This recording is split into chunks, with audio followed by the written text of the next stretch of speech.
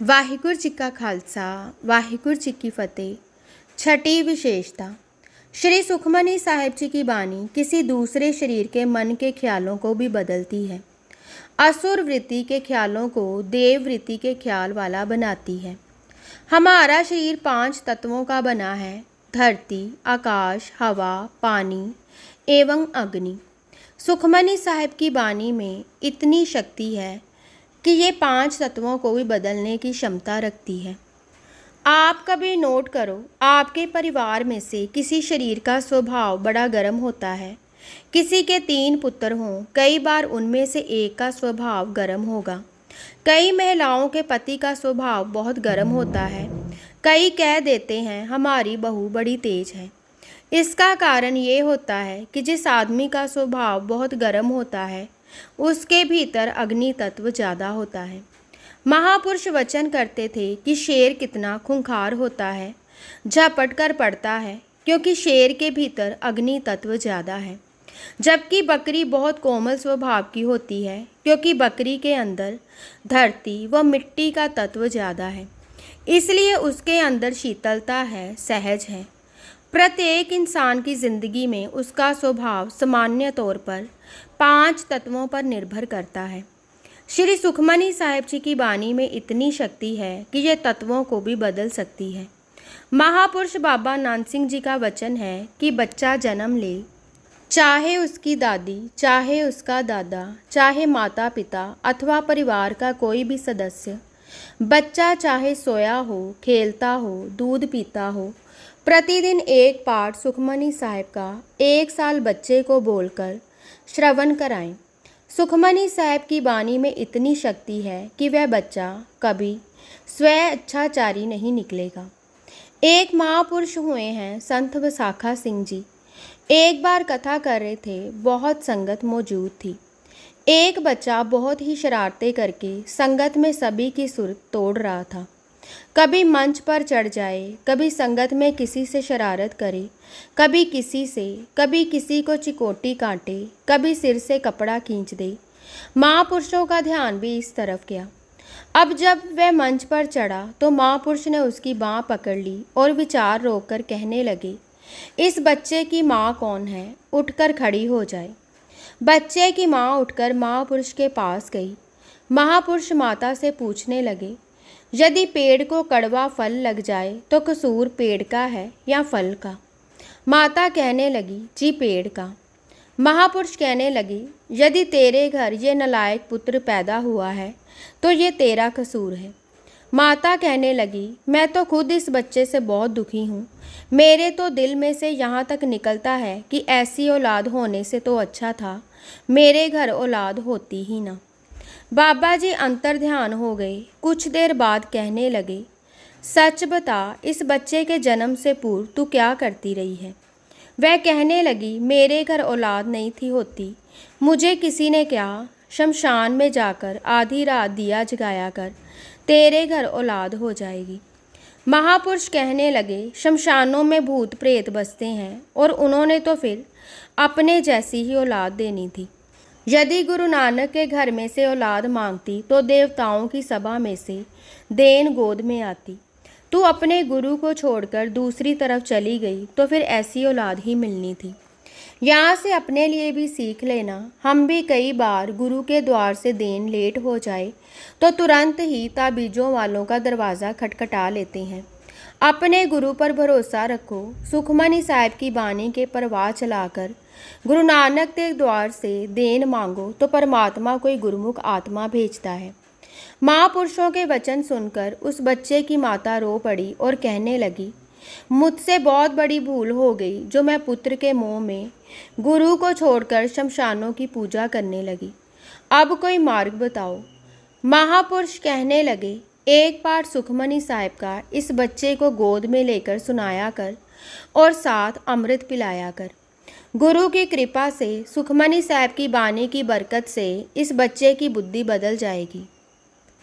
इसके दैत्यों वाले कर्म बदलकर देवताओं वाले बन जाएंगे। दास बानी के भरोसे से ये दावे से लिख रहा है कि यदि किसी महिला के पति का अथवा घर में किसी भी सदस्य का स्वभाव गर्म हो तो प्रतिदिन कटोरी में जल रखकर सुखमनी साहिब का पाठ करके वह जल उस शरीर को पिलाते जाओ। जिसका स्वभाव गर्म है अवश्य उसके स्वभाव में परिवर्तन आएगा। ये सुखमनी साहिब की बानी में शक्ति है, ये तत्वों को बदलाती है। ये सुखमनी साहिब की बानी की छठी विशेषता कि ये किसी दूसरे शरीर के मन के ख्यालों को भी बदलती है, अथवा इसे यूँ भी कह लें कि असुर वृत्ति के ख्यालों को बदलकर देव वृत्ति के ख्याल बनाती है। देव वृत्ति होती है देवताओं वाले गुण, दया, धीरज, सत्य, संतोष, क्षमा, किसी का सवार कर मन को खुशी मिलनी। असुर वृत्ति होती है राक्षसों वाले गुण। इसे कोआ वृत्ति भी कहा जाता है। कोए को भला पक्षी नहीं गिना जाता। ये बहुत चालाक, चुस्त, स्वार्थी, किसी का हक छीनकर खाने वाला एवं दूसरों को दुख देकर खुश होने वाला है। आप कभी नोट करो कि किसी गाय, भैंस अथवा गधे की पीठ पर कोई जख्म हो तो कोआ उसके जख्म पर ठूंगे मारता है, उसकी आंतड़ियों में चोंचे मारता है। उसे तकलीफ होती है तो कोआ उसकी आंतड़ियां खाकर खुश होता है। इसी तरह कुछ क्या बहुत सारे लोग जिन्हें किसी सद्पुरुष की संगत प्राप्त नहीं, बानी से नहीं जुड़े, कोआ वृत्ति के होते हैं, चालाक, चुस्त, स्वार्थी, दूसरे का हक छीनकर खाने वाले, दूसरों का दुख तकलीफ देकर बड़े खुश होते हैं। गुस्सा मत करना, दुनिया भरी पड़ी है ऐसी वृत्ति के लोगों से। रिश्तेदारी में, आस पड़ोस में किसी से वैमनस्य हो अथवा किसी कारण से आपस में झगड़ा हो जाए, यही होता है कि दूसरों को नीचे कैसे लगाना है, दूसरे को नीचे कैसे दिखाना है, दूसरे को दुख कैसे देना है। ऐसी वृत्ति वाला आदमी हर प्रकार का प्रयास करता है। सरकारें दरबारे भी क्या, किसी तरीके उसे दुख दिया जाए, चाहे उसके घर छापा मरवाकर अथवा आदमी भेजकर या किसी तरीके अपमानित कर या नुकसान पहुंचाकर, और फिर ऐसा करने के पश्चात उसे दुख तकलीफ पहुंचाकर असुवृत्ति वाले को खुशी मिलती है। गुरु अर्जन देव जी को जितना भी धन्य कहें थोड़ा है। कई बार तो इतना प्यार आ जाता है कि शरीर का एक एक अंग भी उन पर कुर्बान हो जाए, वह भी थोड़ा है, जो उन्होंने इतनी बख्शिश वाली बानी की देन हमें दी। आप किसी जीव से बहुत तंग हो, समझाने पर भी नहीं समझता, सुखमनी साहिब जी की बानी का नियम बढ़ा दो। यदि कोई आदमी आपको तंग भी करता है, दुखी करता है, उसका बुरा ना करो। सुखमनी साहिब की बानी का नियम बढ़ा दो। गुरु की ड्यूटी लग जाएगी उसके मन के ख्याल बदलने की। जिससे आप उसकी असुर वृत्ति के ख्यालों के कारण तंग हो, सुखमनी साहिब की बानी उसका मन आपके लिए बदलाती जाएगी। उसके ख्याल देव वृत्ति के बनते जाएंगे। दास ने किसी किताब में एक वचन पढ़ा था, उसमें प्रश्न उत्तर लिखे थे। एक प्रश्न था कि यदि कोई शाकत पुरुष किसी गुरमुख संत महापुरुष को तंग करे तो क्या वह भी आगे से पीट दे? जवाब दे। आगे से जवाब में लिखा था, हर जन राम नाम गुण गावे, जे कोई निंद करे हर जन की, अपना गुण न गवावे। संत महापुरुष गुरसिक को यदि कोई तंग करे तो वह बानी का नियम बढ़ाकर सतगुरु के चरणों में प्रार्थना करें कि अमुक कुमारक आदमी हो गया है, उसके हृदय में से आप कृपा करके मैल निकाल दो। आपके साथ भी कई बार होता होगा, अड़ोस पड़ोस में, घर में, समाज में रहते कई आपको यूं ही अधिक बोल जाते हैं जबकि आपका कोई कसूर नहीं होता, अथवा जानबूझकर बिना किसी कारण तंग करते हैं। एक तो है उससे आगे से झगड़ा बढ़ाना, एक है बानी पढ़कर अरदास करनी। जब आप सुखमनी साहिब की बानी पढ़कर गुरु के चरणों में अरदास करोगे कि सतगुरु आप कृपा करके उसके हृदय में से मैल निकाल दो, सतगुरु कृपा अवश्य करते हैं। आपने किसी विभाग में किसी अफसर से कोई ज़रूरी बात करने जाना है अथवा किसी से झगड़ा हो गया है, जाते समय एक पाठ सुखमनी साहिब का करके अरदास करके जाओ सतगुरु के चरणों में कि हे सच्चे पातशाह, मैं अमुक विभाग में जा रहा हूँ, मैं अफसर से बातचीत करूँगा, लेकिन अफसर ने मेरी बात सुननी भी तो है ही, और माननी भी तो ही है, यदि आप कृपा करके उसके हृदय में बैठ जाओ। दास गुरु की कृपा से दावे से लिख रहा है, आपके पहुंचने से पहले गुरु वहां पहुंच जाएगा। ये बहुत बड़ी देन है। आपका कार्य जायज़ हो न जायज़ ना हो, गुरमत अनुसार सही हो, ये बानी दूसरे प्राणी का मन भी बदलती है।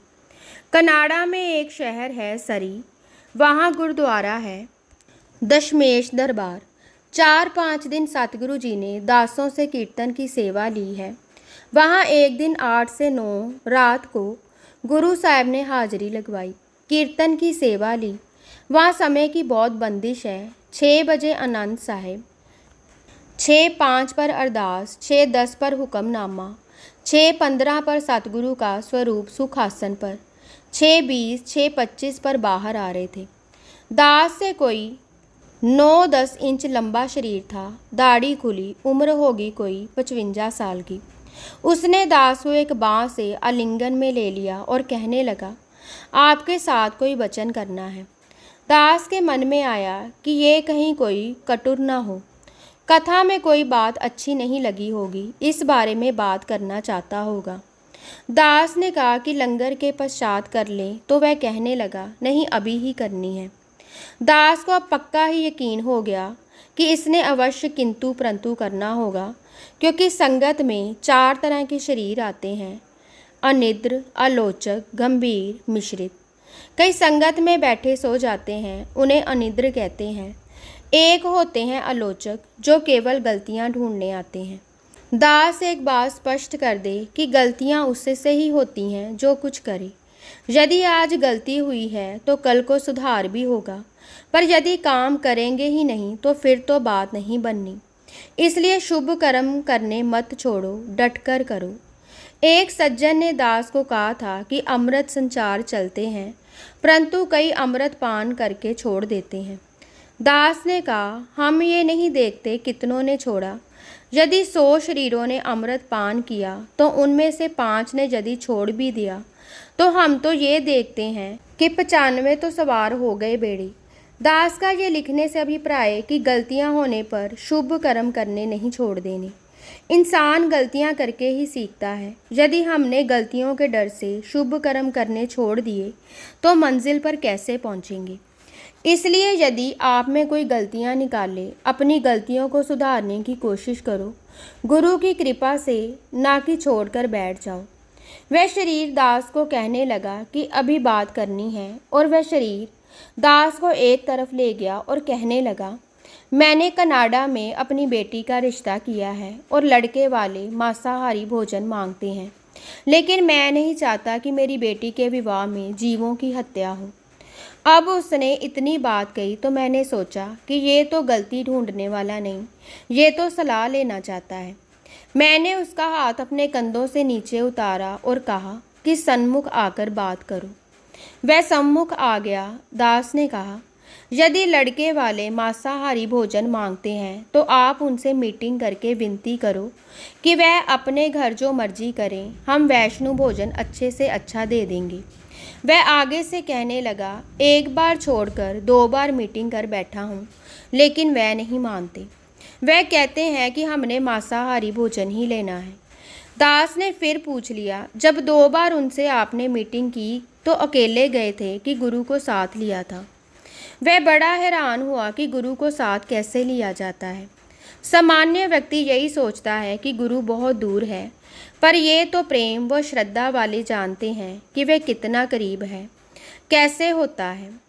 कह रविदास हाथ पैर नेरे, जिनकी तीसरी आंख नहीं खुली, इनके पास देखने वाली आंखें नहीं हैं, वह ही उसे दूर समझते हैं।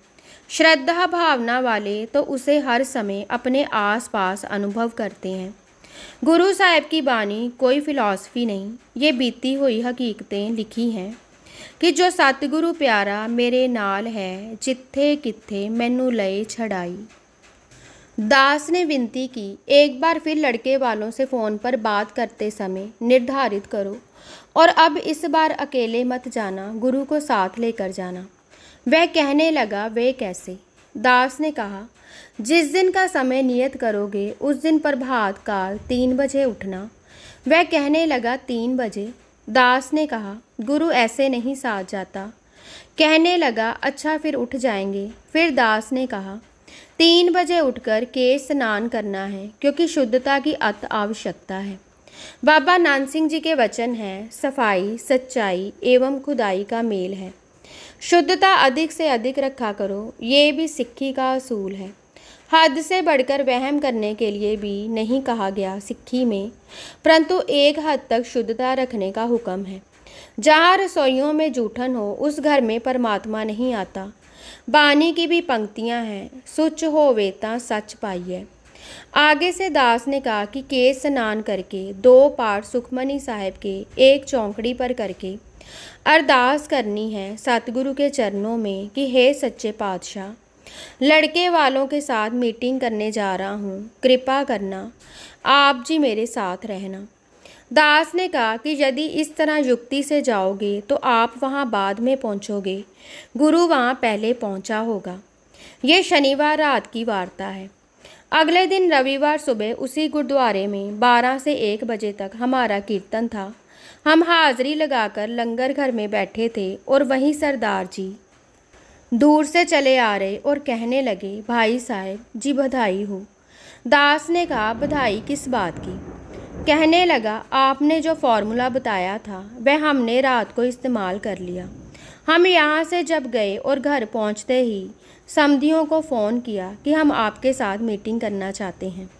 उन्होंने 9 बजे का समय तय किया। मैंने आपके तरीके मुताबिक 3 बजे उठकर केश स्नान करके जीवन में पहली बार 2 पाठ सुखमनी साहिब के एक ही चौंकड़ी पर करके देख कराकर अरदास की सतगुरु के चरणों में और चला गया उनसे मीटिंग करने।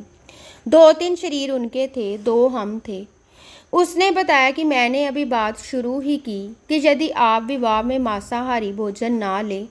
साथ ही मेरा समधी कहने लगा, आप यही बात पहले भी 2-3 बार कह चुके हो। यदि आपका इस चीज़ पर मन नहीं मान रहा तो फिर जैसे आप कहते हो वैसे ही कर लेते हैं। वह सरदार कहने लगा, मैंने मन में सोचा कहाँ, ये मेरे पैर भी नहीं था लगने देता।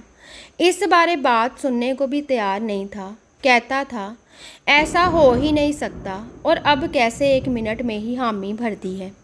मैं समझ गया कि ये जिसकी बानी पढ़कर गया था उसने मेरे वहाँ पहुँचने से पहले ही उसके हृदय में बैठकर उसके मन को बदल दिया है।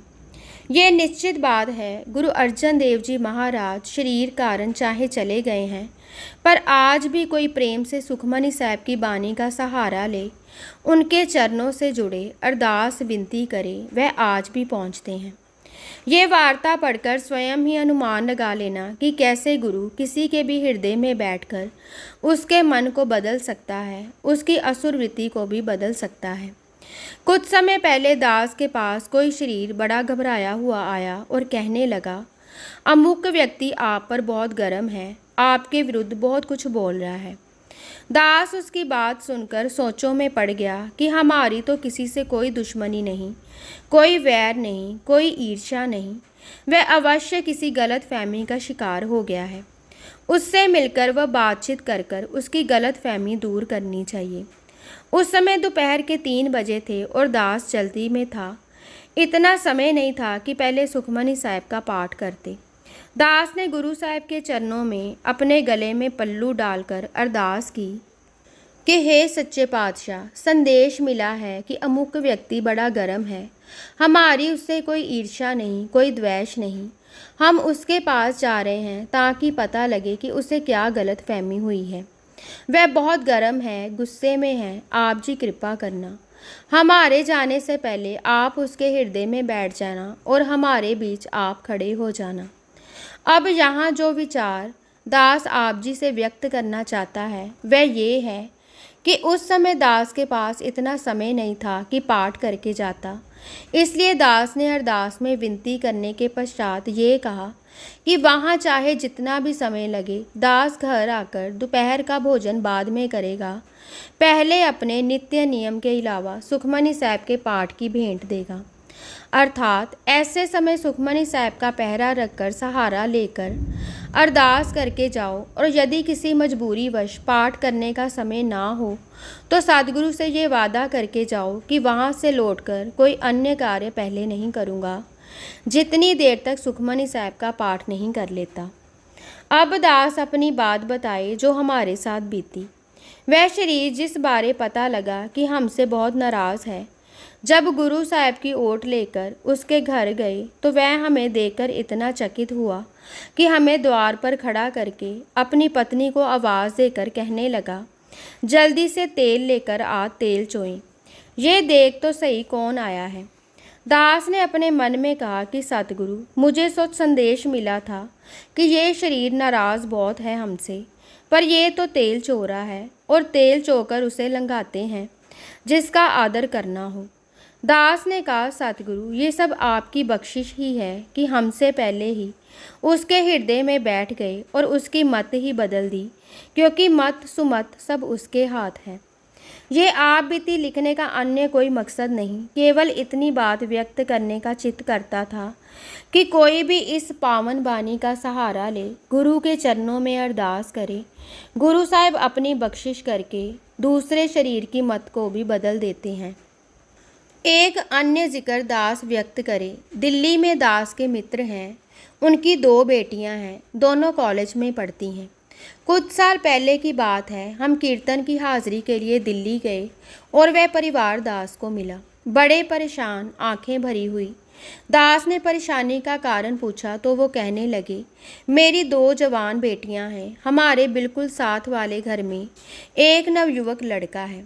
वह कुछ बदमाश किस्म का है और मेरी बेटियों को बहुत परेशान करता है, यहाँ तक कि बेटियों का घर में से निकलना मुश्किल हो गया है। हम शराफत के मारे, या कह लो कि बेटियां हैं, कुछ कर नहीं सकते। उसके परिवार वाले भी अपने बदमाश पुत्र की पीठ थपथपाते हैं, उसकी तरफदारी करते हैं, हमें रोज़ धमकियां देते हैं कि अपनी एक बेटी का विवाह हमारे लड़के से कर दो।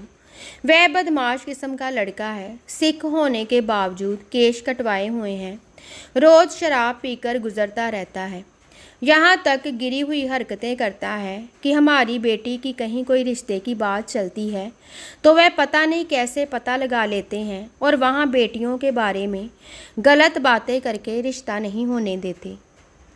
हम बहुत परेशान हैं, समझ नहीं आता क्या करें।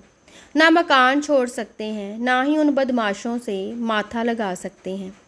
पुत्रियों का धन है, बदनामी के डर से पुलिस में रिपोर्ट भी नहीं दे सकते।